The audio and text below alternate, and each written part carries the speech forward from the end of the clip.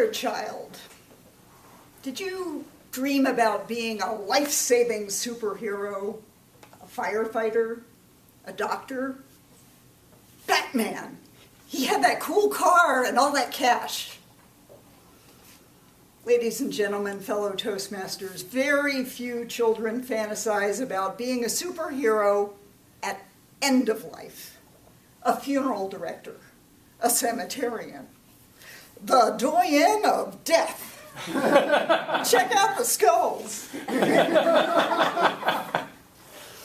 My brother, Mitch, gave me this title when I became a death educator. And I thought it was a great title. I ran right out and trademarked it, and then later realized that most Americans have no clue what a doyen is. Well, a doyen is a woman who's considered senior in a group who knows a lot about a particular subject. And that would be me when it comes to the party no one wants to plan, a funeral or memorial service. I told my parents, I'm the doyen of death. Well, that's nice, honey. But you know what? My parents came to my first Death Cafe discussion workshop. And afterwards, my dad said, you need to come to the house and I'm going to show you where all the important papers are. This is a very good thing. You know, despite great advances in medical care, humans do still have a 100% mortality rate. Yet less than 30% of us do any end-of-life planning. Wills or trusts, advanced medical directives, and pre-need funeral planning.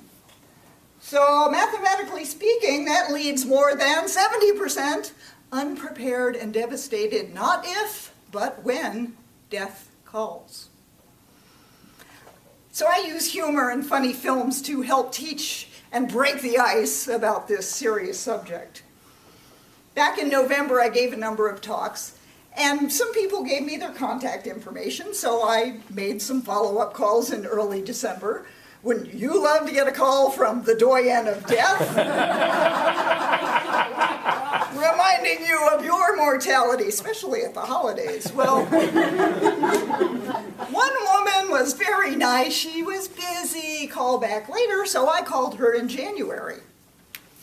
Hi, this is Gail Rubin. You came to my talk back in November about preparing for end-of-life issues.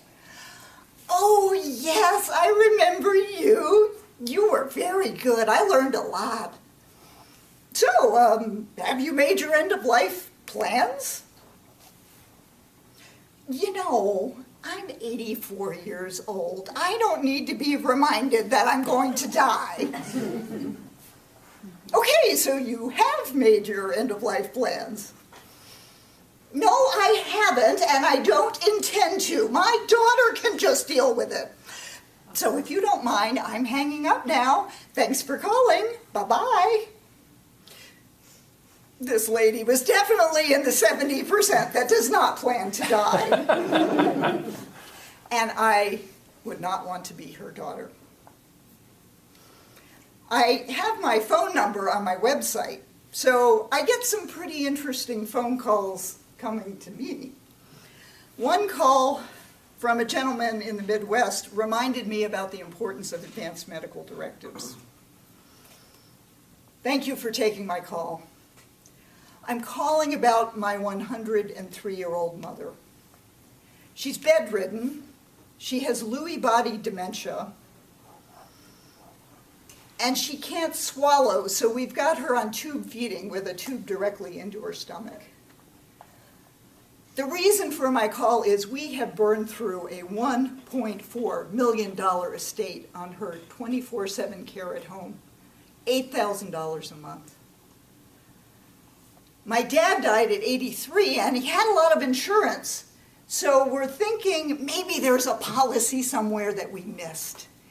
And I'm wondering if you can help me find the phone number for this insurance company. Oh my God.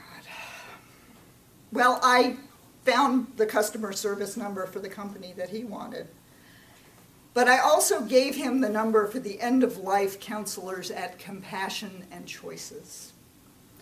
Would you want to be 103 years old, demented, bedridden, and kept alive with tube feeding?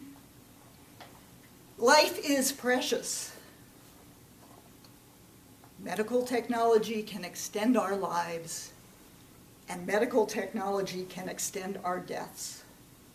We need advanced medical directives to let our loved ones know when enough is enough.